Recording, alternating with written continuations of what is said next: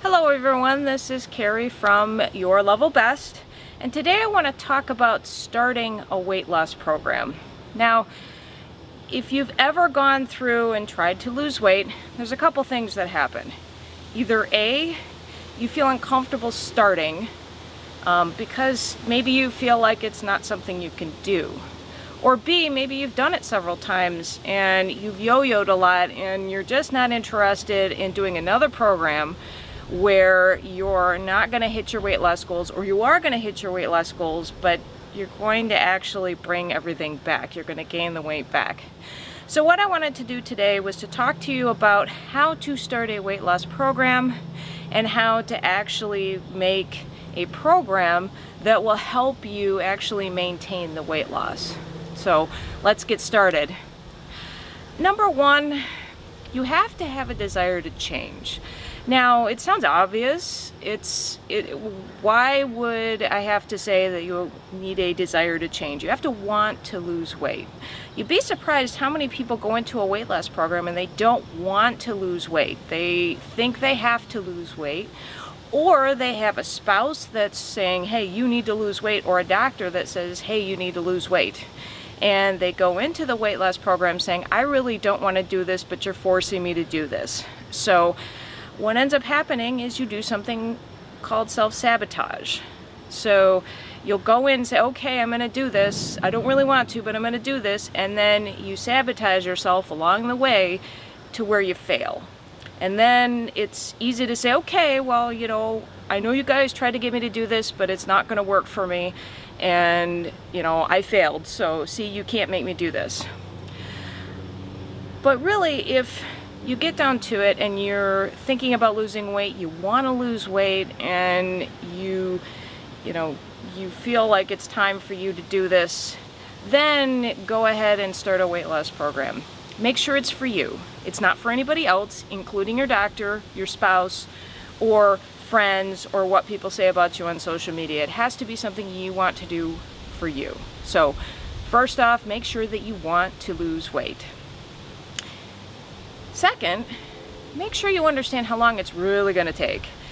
Losing weight is not a quick process. I don't know if you've heard this before. You probably have the saying, it's a marathon, not a sprint. The reason why people fail at losing weight is because they try to make it a sprint. It's okay, I'm going to stop eating junk food for 2 weeks, a month, however long. I'm going to lose all my weight, and then that's it. I don't have to diet anymore. I don't have to do this.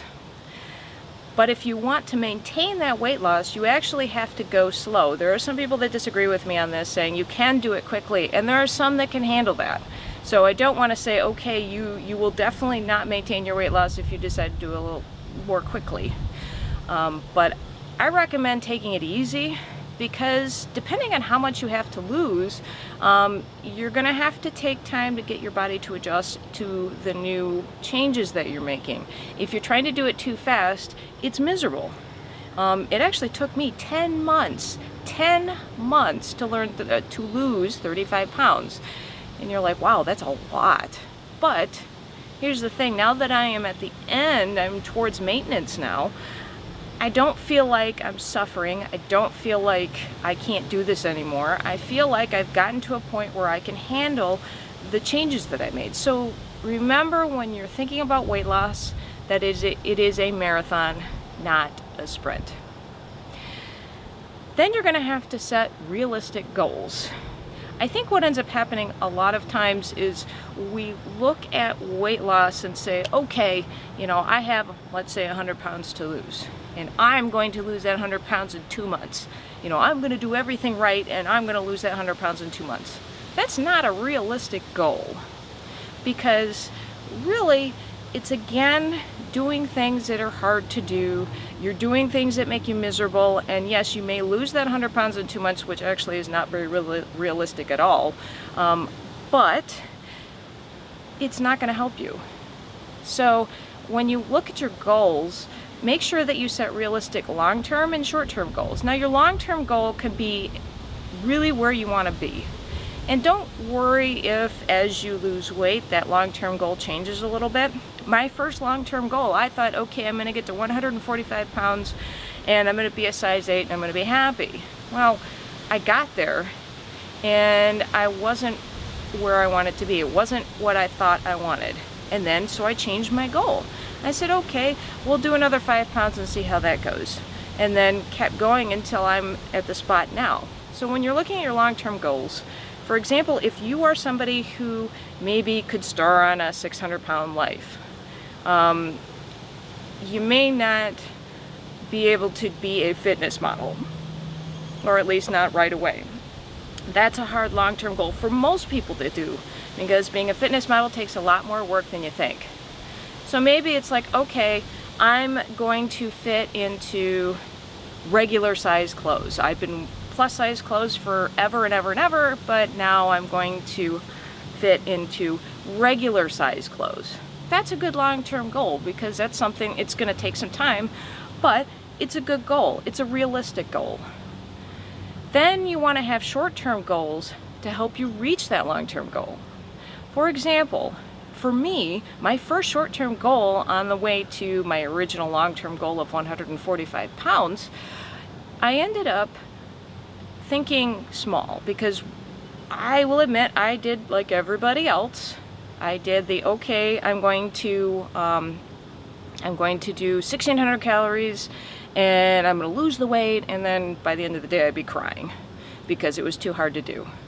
So my first short-term goal to actually move a little more slowly was to stop eating the extra food that was out in my office. We were going through a very stressful time, and candy was out, chips were out, junk food was out, and I understand why it was out, because it was out so that, you know, would help people through that stressful time. But I was eating way too much of it. So my first goal, I didn't change anything else. I ate normally, I did everything else the way I normally do that, is I just said, okay, I'm not going to take any more extra food. And yes, it was a little bit hard at first. Losing weight's not easy. But I adjusted to that. I said, okay, I'm going to adjust to this, and then I'll move on to the next goal. So again, I made another goal once I was able to, you know, get used to not eating the junk that was laid out at work. Then it was, okay, I'm going to work towards 1 serving of food, and so on. So make sure that you're doing small steps that you can handle. And if the step is too far, scale it back. It's okay. You don't have to go, oh my God, if I didn't make this goal, I've failed at weight loss. It may be too much. Just scale it back, and then hit that goal, and then go further. So make sure you have your long-term and short-term goals, and make sure they're realistic. And one thing I do want to say about goals is, I'm sure a lot of folks who are listening to this have done the New Year's resolution. And the New Year's resolution, I'm sorry, it doesn't work. That's something you need to stop. January 1st is not the day to go start your weight loss journey, because I could tell you for a fact that by February, most people have quit. Because A, the goals aren't realistic, and B, it's like another fad. It seems like every year on January 1st there's a fitness fad. Everybody's got their weight loss goals, and the people who regularly go to a gym, you know, we see all these people that are coming in and they're ready for their weight loss goals, only to be gone by February. And I will tell you, when you're buying into the New Year's resolution, you're going to end up giving a whole bunch of money to the weight loss industry that you could have saved by doing this yourself. Because gyms are probably the most notorious, and I don't want to say gyms are bad, they're not bad. But they know that if you buy that gym membership on January 1st because it's your New Year's resolution, they know there's a pretty good chance you're not going to show up after February. And they've made a whole bunch of money off of you for not showing up. So ditch those New Year's resolutions. It doesn't work. They don't work. It's not a realistic long-term or short-term goal. Next, remove the word diet from your vocabulary. When we talk about diets, I mean, I've been on diets. I'm sure many of you have been on diets. those diets, they don't work. Actually, they do work. I shouldn't say they don't work. They do work. But how many times do you follow that diet forever and ever and ever? The reason why you go on a diet is because it's temporary. It's made to be temporary. They're changes that will never, be long-term changes. They work, but they're not long-term. And that's why a lot of people go on the merry-go-round. And the merry-go-round, I'm sure many of you know people, or you've done this yourself, where you actually get the wherewithal. You're like, okay, I'm gonna lose weight. And you do. You find a diet and you lose the weight. And then you say, okay, I've lost how much weight I want to lose. Now I'm going to go back to my old habits, and then you slowly see the weight creep up. And then when you've gained all your weight back, it's like, oh, wait a minute, I just gained all my weight back. This is nuts. It's like, what did I do wrong? And you'd be surprised how many people believe that, there's something working against them, when it's not really anything working against anybody. It's just you went back to bad habits. So really, when you want to lose weight and you want it to be forever, you need a lifestyle change. That means you're doing things that you can put up with for the rest of your life. I remember my father talking about marriage, and he said, the person you marry should be somebody you can put up with their faults. So you can't stay long term with somebody that you can't deal with their good and their bad. It's the same thing with weight loss. If there are things that you can't live with, if you're doing something that you can't live with, then how are you going to keep the weight off for a long time? You won't. So make sure you're doing a lifestyle change, and make sure you're doing things that you can do without deprivation. I mean, there's going to be a little bit of change that's going to be hard, but you're not depriving yourself of stuff. You are not doing things that are very hard to deal with. You're doing things that you can handle for the rest of your life. Then start with small changes. I was talking about short-term goals and making them realistic. Start with small changes. Because when you start with small changes, they're easier to deal with. They're easier to make that lifestyle change, because, like I said, I didn't do very well when I said, okay, I'm going to do 1,600 calories, from eating 2,200 to 2,500 calories a day. I'm going to just do 1,600 calories and that's it. Well, that doesn't work. It doesn't work at all, because it's too big of a change. And if you're a junk food junkie who's been eating 3,000 calories a day, and you say, okay, I'm going to eat 1,500 calories a day, raw vegan, even though I've never had a vegetable in my life and I hate vegetables. That's too big of a change, and you're going to fail. That's like putting up a sign that says, I will fail. So, okay, let's say you do eat 3,000 calories a day, and you eat a lot of junk food, and you don't particularly like vegetables. Okay, well, maybe a small change is, I'm going to try a new vegetable and find a vegetable that I do like. That's a small goal, and that's something where you can change your diet from bad habits to good habits that you can live with. Just take it easy. Figure it out. Figure out what you're willing to do. And that also includes things that you're not willing to give up.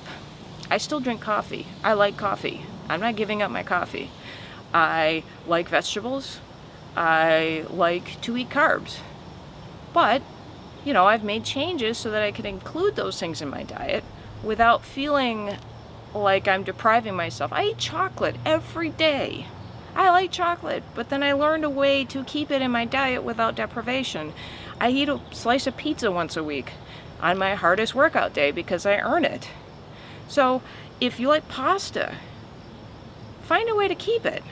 That's okay to like things and want to keep things in your diet, but work on ways to keep them without depriving yourself. Make small changes to be healthier, and you will more likely stick to what you're doing.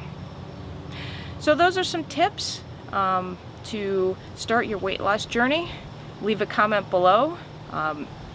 We definitely want to help you do this, because we do believe that you can do this yourself. If you look at people who have posted online that have maintained their weight loss, They didn't do it by going on a diet. They didn't do it by a New Year's resolution. They didn't do it by a gimmick. They did it because they figured out what worked for them and they stuck with it. I dare you, read those stories and you'll see there's a common theme. They did what worked for them, and it's different for everybody. So what may work for me may not work for you, and that's okay. So thank you for watching. Leave a comment below with your questions, and I'll see you next time.